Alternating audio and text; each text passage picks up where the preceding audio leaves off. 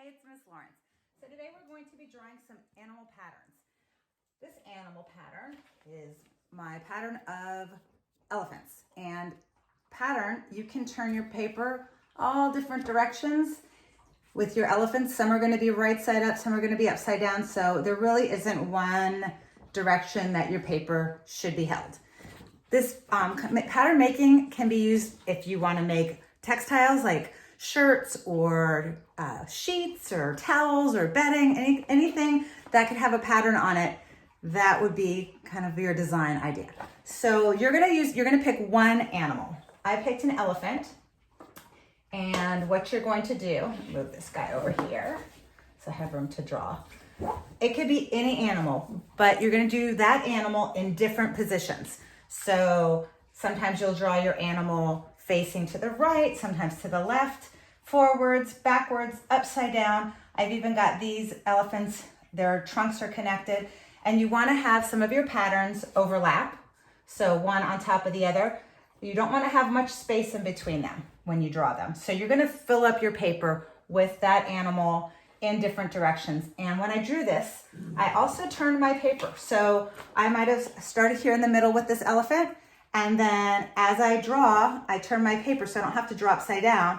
I can draw this one, and then I turn it and draw. So as I'm drawing, I'm turning my paper so that I can have my elephants all in different directions around, kind of in a pattern that way. And some of them I interconnect this way, some of them, there's my elephant butt. There's just different ways to do it. But when you pick your animal, you're going to draw it in all the different directions. So if I pick, let me see, we'll move this one so I have room. I can pick a cat. We'll do a lion. All right, so I'm gonna draw my lion. I'll start in the middle, and I can have him facing forward. And you wanna keep your animal simple. So you don't wanna have a lot of details on it, or it's gonna be hard to draw it. I have it drawn, my elephant, I probably drew maybe 25 times on here to fill the paper. So you're gonna have to redraw it a bunch of times. You wanna make sure your pattern of the animal is simple and you can draw it a lot. All right, so there's one. Now I can draw him facing sideways. So I wanna have a sideways view. So you wanna figure out, how am I gonna draw this little guy so that he is in all different directions?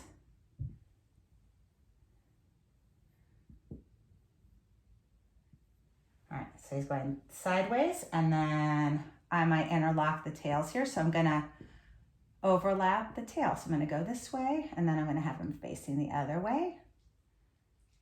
We'll have his mane here, eyes, nose. You can give him a little mouth if you want, because he's got a mouth here, so you can kind of connect. So you wanna make sure they look a little bit similar. There we go. And then his paw here, and back paw. All right, and they don't all have to look exactly alike, but then you want to make sure all the directions. So let's put elephant, and not elephant, this is my backwards facing. I'll give them ears. There's his tail. And you're not going to see the front feet, you'll just see the back feet because he's facing backwards. All right, and then you can start turning. This is big, so I can't turn this, but you're just gonna keep adding lions until you get to your paper is all filled. And the next video will show you my drawing of lions. I'm gonna fill up the paper and then color it.